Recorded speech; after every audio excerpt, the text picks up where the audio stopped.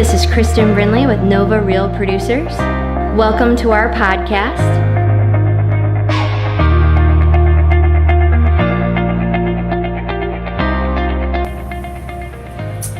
Hello everybody out there, this is Kristen Brinley, your publisher of Nova Real Producers, and Chris Craddock is our cover story for June. Chris, thanks so much for being with us. Absolutely. Chris has an amazing story, and he had a very quick aptitude for real estate. So, Chris, you're a really smart guy. You could do anything. Can you give us a little bit about your journey, maybe some cool stats about this past year, and why did you decide to do real estate? Yeah, so quick thing, I worked for an organization called Young Life and loved doing it, made very little money, but I thought it was great. My wife gets pregnant, I started flipping houses, and one thing led to another. I get into real estate. In 2012, needed to get a license because there were lots of short sales that were great to be flipped, and not as much anymore for short sales, but at least for flipping them. And then I read the MREA book, the Red Book, and it changed my life. I've always led people, led teams, and it's just been great. And so over the last, I think I got licensed in 2012. I think it was 2014 that we actually really started the team. We worked together with some people, but actually really started to build a team instead of just investment stuff. And this year we've I believe we were just ranked, came out in KW, as number 76 in the nation, number 4 in Virginia. So it was incredible. It's almost surreal how fast and how fun it's been. Yeah, that's a quick turnaround.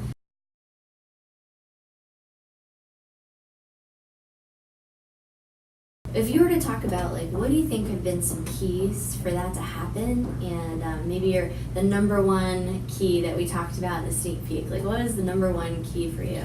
Well, here's the thing: who you hang out with will change your life, and that's through education. Like when you're reading, you're really hanging out with whoever the author is. You're understanding that person. When you're listening to stuff, podcasts, everything else, that's important. But the real key is just to make this a part of your everyday life. The people that I started spending time with really impacted my business and helped us grow from very little to a lot really fast because of the fact that just understand how they think. I heard one person say this one time: don't copy what successful people do, learn how to think the way successful people think.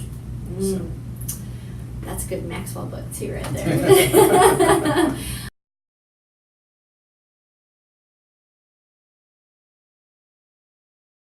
I have some really great. So you brought up one of my favorite people. Tell people what you love about Zig Ziglar and how you think he's done. You brought him up earlier. I was like, oh. Zig Ziglar is one of my favorite people in the world, and this is how life works, right? Think win-win. 7 habits highly effective people. But one of his whole things, Zig Ziglar's favorite thing: you can have anything you want in life if you help enough other people get what they want in life. And so that, to me, is just one of the keys to winning in life, to winning in business, to winning in relationships, wherever you want to win. If you just help other people, serve other people, help them get where they want to be, it's going to serve you well. I mean, I can't tell you how many people I owe such a huge debt of gratitude because they just took my calls and coached me and helped me, and I just asked them questions, and they were so open and honest about what was good, what was bad, and so I just think that's one of the keys in winning in life.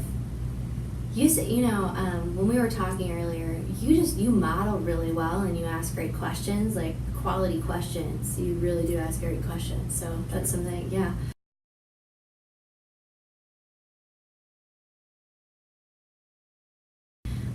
You have a doctorate in leadership. Do you have a couple of leadership tips for people out there, for their teams, and or even somebody looking maybe to get on a team, that kind of thing? What are some tips for people? Yeah, so if you want to lead well, here's the one thing: you've got to be feeding yourself, because what is it, Maxwell again, the law of the lid, right?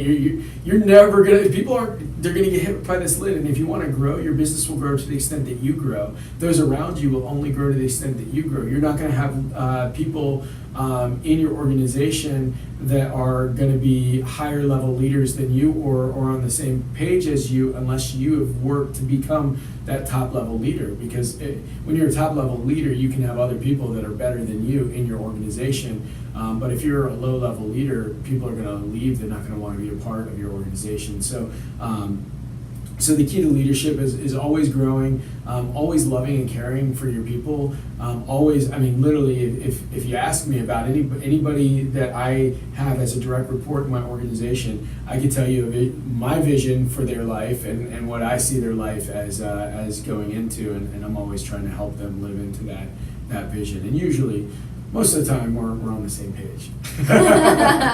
That's fantastic.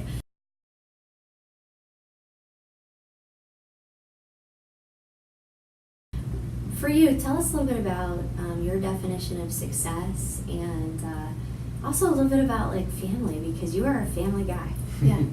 Yeah, absolutely. So Earl Nightingale had one of his most famous talks where he talked about so many people think of success as money, and it's just not that. That's a byproduct of success. And he refers to it like a fire in the fireplace and the heat that comes from it. Everybody wants the heat, but you've got to have the fire first. And so success is that fire, and then all the byproduct is good relationships with your family, good relationships with your friends, good relationships with just everybody around you. And honestly, the money comes as well.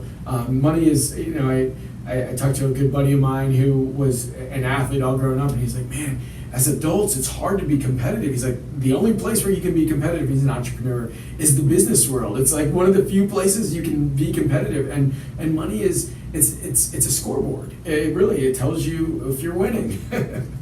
It's very interesting. Yeah, that makes a lot of sense. That was a good conversation.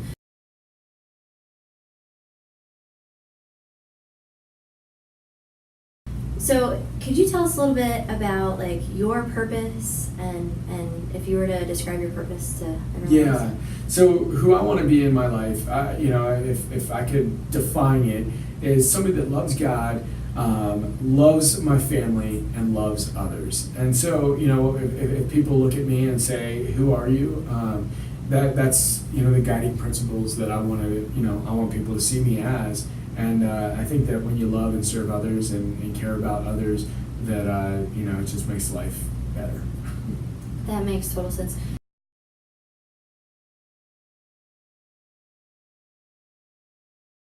So, you serve in different parts of your life. Tell us a little bit about serving with your team. Like you talked about joint vision for their futures. Like your team grew very quickly. Like, can you tell us a little bit about that?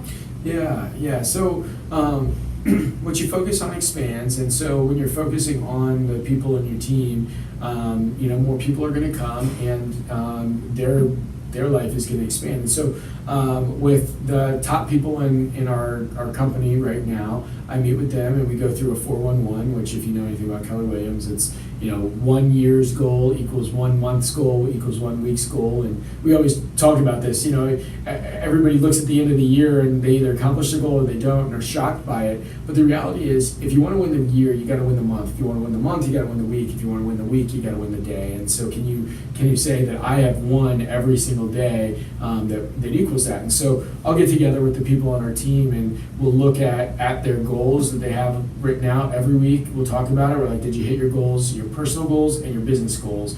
And we'll go through each of those goals. And if they did, then it's awesome. We high five. If they didn't, we say why. What do we need to do next week, and how can we catch up so that we don't have a number of weeks where we don't hit our goal and we get to the end of the year and say, dang, better luck next year.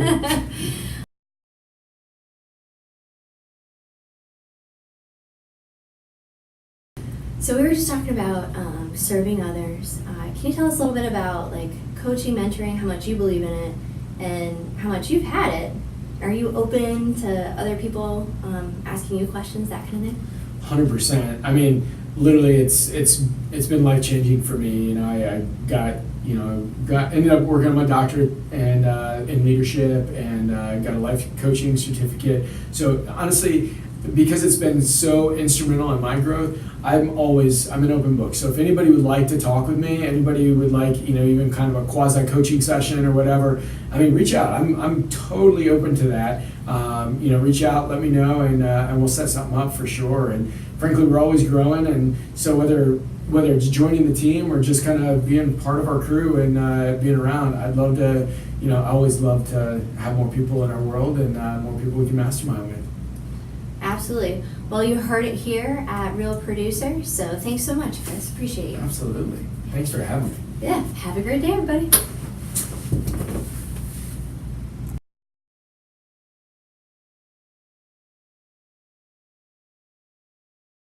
So we were just talking about serving, and you have been coached and mentored, and you have coached and mentored others. Are you open to other people reaching out to you with questions in the community, that kind of thing?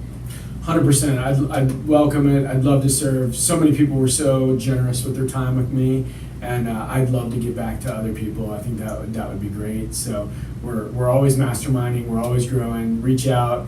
Anything I can do to help. And if you want to set up a time for kind of a quasi coaching session or whatever it is, just like people gave me, I'm totally open to that.